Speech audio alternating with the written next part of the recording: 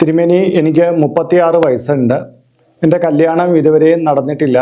പല കാരണങ്ങളാൽ തട്ടിമാറിപ്പോവുകയാണ്. ഈ അടുത്ത കാലത്ത് ഒരു ജ്യോതിഷനെ കണ്ടപ്പോൾ അദ്ദേഹം പറയുന്നത്, ഞാൻ ഗണപതി ഭക്തനായതുകൊണ്ടാണ് എൻ്റെ കല്യാണം നടക്കാത്തത്. ഗണപതി കല്യാണം കഴിച്ചിട്ടില്ല, അതുപോലെ ഗണപതി ഭക്തർക്കും കല്യാണം കഴിക്കാൻ പറ്റില്ല എന്നൊക്കെയാണ് അദ്ദേഹം പറയുന്നത്. ഇത് വാസ്തവമാണ്. ആദ്യമേ പറഞ്ഞോട്ടെ, ഇത് തെറ്റിദ്ധാരണജനകവും ശുദ്ധ മണ്ടത്തരമാണ് ഈ പറഞ്ഞു തരുന്നത്. ഗണപതി ഭക്തനെങ്കിൽ കല്യാണം നടക്കില്ല, അയ്യപ്പ ഭക്തനെങ്കിൽ കല്യാണം നടക്കില്ല, അതുപോലെ തന്നെ ഹനുമാൻ ഭക്തനാണെങ്കിൽ കല്യാണം നടക്കില്ല എന്നൊക്കെ പറഞ്ഞ് പറ്റിക്കുന്ന കുറച്ച് പേരുണ്ട്. ശരിക്കും അതൊന്നും വാസ്തവമല്ല കേട്ടോ.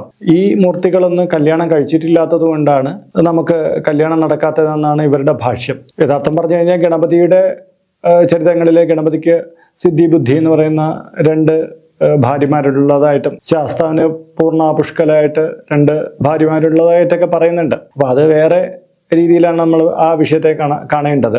ശരിക്കും പറഞ്ഞാൽ ഏതെങ്കിലും ദേവതയ്ക്കുള്ള ആ സ്വഭാവമോ ആ ഗുണമോ ഒന്നുമല്ല ഒരു ഭക്തന് ലഭിക്കുക. ആ ദേവത കൊടുക്കുന്ന ചൈതന്യമാണ്. ഇപ്പൊ ശിവന് മുക്കണ്ണുള്ളത് കൊണ്ട് ശിവനെ ആരാധിക്കുന്ന ആരെങ്കിലും മുക്കണ്ണുള്ളതായിട്ട് മാറിപ്പോകുമെന്ന് നമുക്ക് പറയാൻ പറ്റുമോ?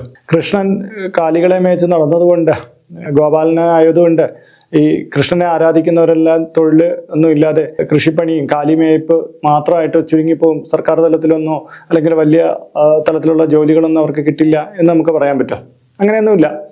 ദേവതാ സങ്കല്പത്തെക്കുറിച്ച് തെറ്റായ ധാരണ വെച്ച് പുലർത്തുന്നവരാണ് ആ ദേവത വിരാജിച്ചിരിക്കുന്ന ഭാവം അതുപോലെ നമ്മുടെ ജീവിതത്തിലും പ്രതിഫലിക്കുമെന്നൊക്കെ ചിന്തിക്കുന്നത്. അങ്ങനെയൊന്നുമല്ല. ഈശ്വര ചൈതന്യം എന്ന് പറഞ്ഞാൽ ഭക്തനെ സംരക്ഷിക്കുകയാണ്, ഭക്തന്റെ അഭീഷ്ടങ്ങളെ സാധിച്ചു കൊടുക്കുക എന്നുള്ളതാണ്. ഗണപതി ഭക്തനായ എത്രയോ ആയിരക്കണക്കിന് ലക്ഷക്കണക്കിന് പേര് വിവാഹിതരായിട്ട് സന്താനങ്ങളോടുകൂടി ജീവിച്ചു പോകുന്നു. എല്ലായിടത്തും അങ്ങനെയൊക്കെ തന്നെയാണ്. ഇത്തരം ജ്യോതിഷർ നിങ്ങൾക്ക് തെറ്റായിട്ടുള്ള മാർഗ്ഗമാണ് പറഞ്ഞു തരുന്നതെന്ന് ഒന്നുകൂടി ഞാൻ ബോധിപ്പിക്കുകയാണ്. ഇതൊന്നും വാസ്തവമുള്ള കാര്യമല്ല കേട്ടോ.